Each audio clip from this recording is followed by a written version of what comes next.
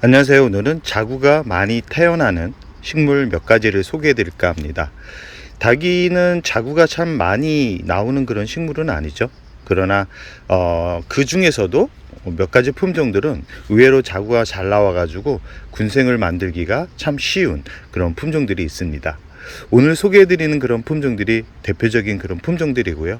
이 품종 외에도 다양한 품종들이 많긴 한데 오늘 알려드리는 품종은 국민다육이로서 가격이 그렇게 높지 않고 구하기 쉬운 그런 품종들이기 때문에 다육이를 처음 시작하신 분들이 한번 관심을 가져보는 것도 좋을 것 같은 그런 식물이라는 말씀을 드리고 싶습니다.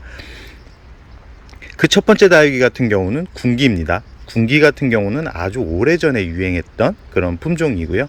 워낙 자구가 잘 나오는 그런 품종이지만 의외로 무름병이 약해가지고 이 겨울에서 봄 넘어가는 3월에서 4월 요 사이에 무름병이 가장 많이 오는 그런 품종이라고 할 수 있습니다. 그래서 저 같은 경우는 군기를 구입할 때는 가을에 구입을 해서 뿌리가 어느 정도 내렸을 때 봄을 맞이할 수 있는 그런 시간적인 여유를 줄 수 있는 가을에 이 군기를 구입하는 게 좋고요.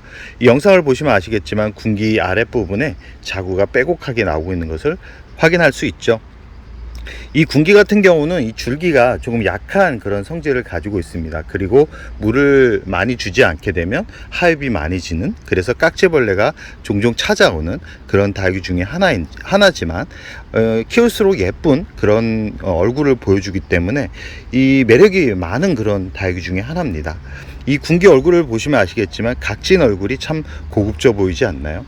이 사이사이 잎이 두껍지 않기 때문에 잎이 좀 얇습니다. 얇기 때문에 잎과 잎 사이가 겹치는 경우가 많아가지고 통기가 좀 다른 다육이에 비해 잘 안 되는, 그래서 깍지벌레가 종종 찾아오는 그런 품종이지만 오랫동안 키울수록 멋진 다육이, 멋진 군생으로 만들면서 키울 수 있는 그런 품종이라고 할 수 있고요.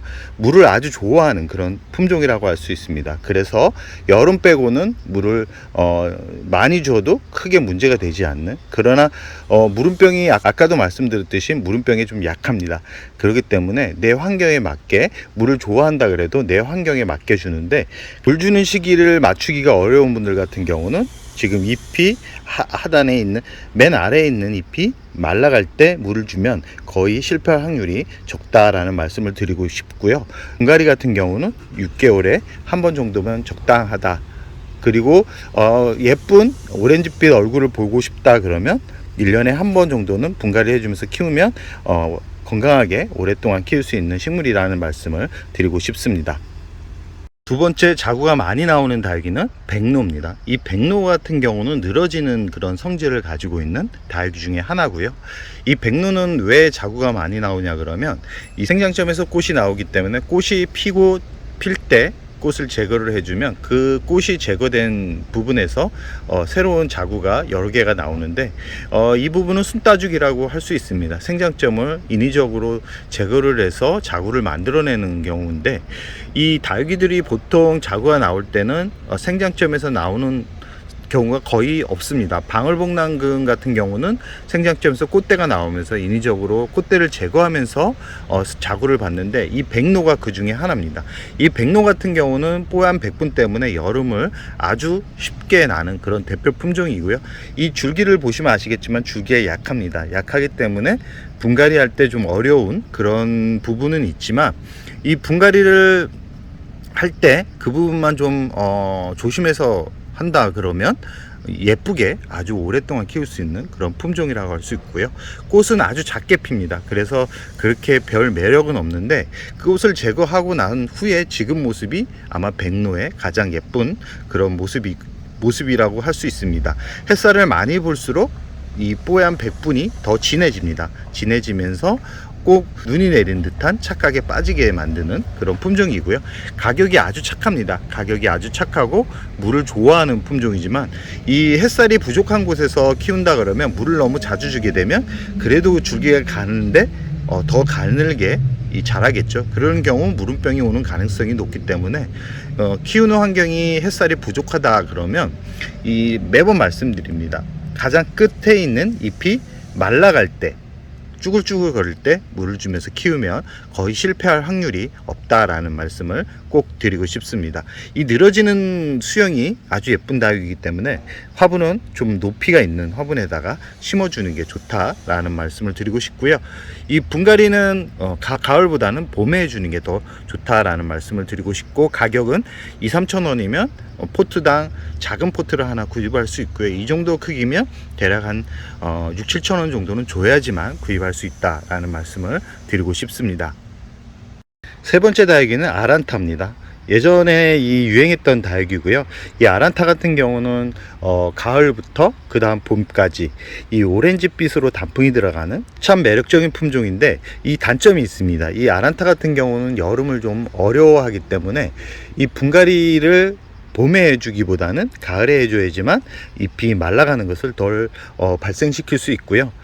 이 안쪽을 보시면 아시겠지만 공중뿌리가 많이 나죠. 공중뿌리가 많이 나는, 물을 아주 좋아하는 그런 품종입니다. 저 같은 경우는 물을 좀 굶기면서 키우는 스타일이라서 이 화분 속 습도가 많이 낮아지다 보니까 이 안쪽으로 이 하엽이 많이 져가고 있는데, 이 아란타 같은 경우는 자연군생보다는 적신군생을 했을 때 생장점을 잘라줬을 때 더 많은 자구가 나옵니다. 보통 생장점을 제거하거나 줄기를 잘라서 적심을 했을 때 한 개 자구가 하나 둘 정도 나오는 경우가 대부분인데, 이 아란타 같은 경우는 의외로 이 자구가 아주 많이 태어나는 그런 품종이고요. 이 가격이 아주 착한 그런 품종 중에 하나입니다.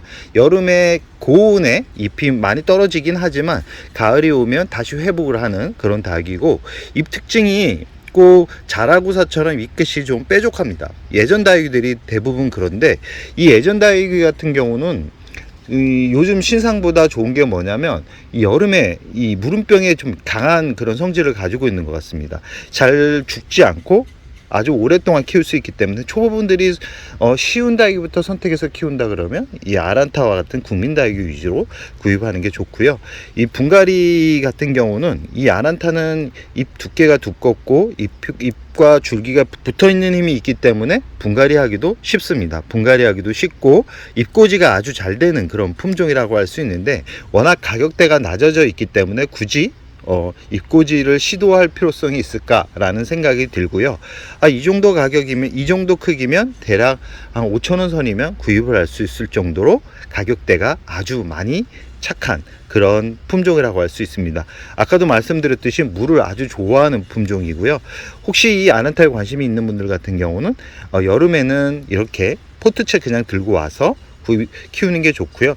저 같은 경우는 지금 보통 이 자구를 키울 때는 이 유기분, 도기분보다는 이렇게 플라스틱 화분에 심었을 때 이 자구를 키우기가 더 용이하기 때문에 가을에 분갈이를 해줄 예정이고요. 봄부터 이렇게 쭉 자라고 있는데, 생각외로 화분이 이 플라스틱 화분이 얇거든요. 얇은데도 높은 온도를 잘 이겨내는 걸로 봐서는 뿌리가 어느 정도 건강한 상태면 여름도 잘 버틸 수 있는 그런 품종이구나라를 또 느끼게 됩니다. 이 아란타는 이 병충해도 아주 강합니다. 병충해도 아주 강하기 때문에 이 병충해 때문에 스트레스를 받는 분들이 있다 그러면 한번 관심을 가져보는 것도 좋을 것 같고요.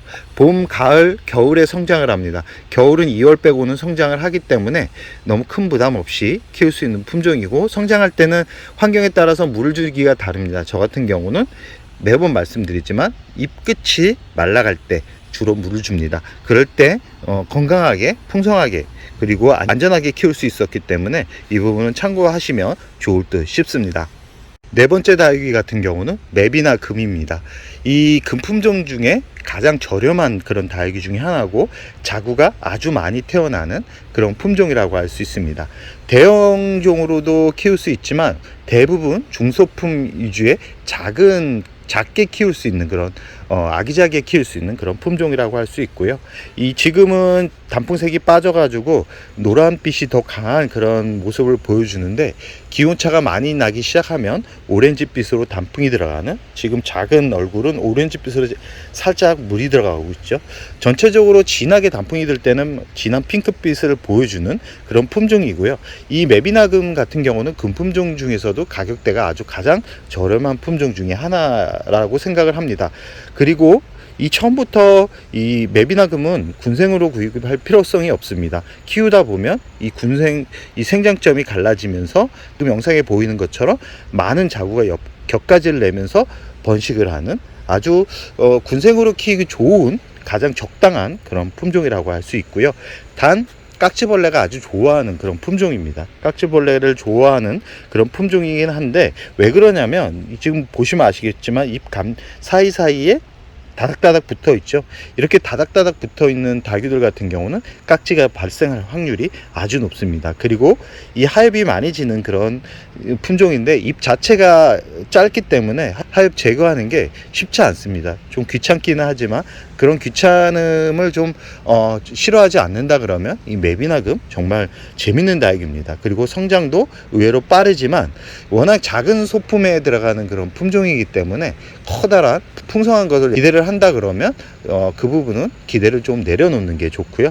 가격은 10,000원 정도면 그래도 어느 정도의 군생을 가지고 있고, 그리고 지금 이 화분에 있는 지금 화분 크기가 한 10cm, 가로 10cm 정도, 높이가 한 2cm 정도 되는 크기인데, 이 정도의 크기의 맵이나금을 구입할 수 있지 않을까 하는 생각을 하고요. 요즘 다육이 가격이 많이 낮아졌기 때문에 다육이 구입하는데 부담은 덜 가지 싶습니다. 맵이나금 같은 경우는 물을 아주 좋아하는 품종입니다. 이 손으로 만졌을 때 잎이 단단한 느낌이 없었을 때 물을 주면 거의 실패할 확률이 적다라는 말씀을 꼭 드리고 싶습니다. 오늘은 이 자구가 많이 나오는 다육이 4가지를 소개해 드렸습니다. 국민 다육이기 때문에 저처럼 많이 키우는 그런 분들이 아니라 그러면 집에서 아기자기하게 키우기가 아주 좋은 그런 품종이기 때문에 한번 관심을 가져보는 것도 좋을 것 같습니다. 날씨가 무덥습니다. 날씨가 무덥기 때문에 물 주는 게 참 애매한 시기입니다. 그러나 이 시기도 2주 정도만 버티면 이제 가을이 오기 때문에 그때까지 좀 견디고 지금까지 잘 견뎠기 때문에 무리해서 다육이를 키우려고 하지 않았으면 합니다. 그럼 오늘의 영상을 여기서 마무리할까 합니다.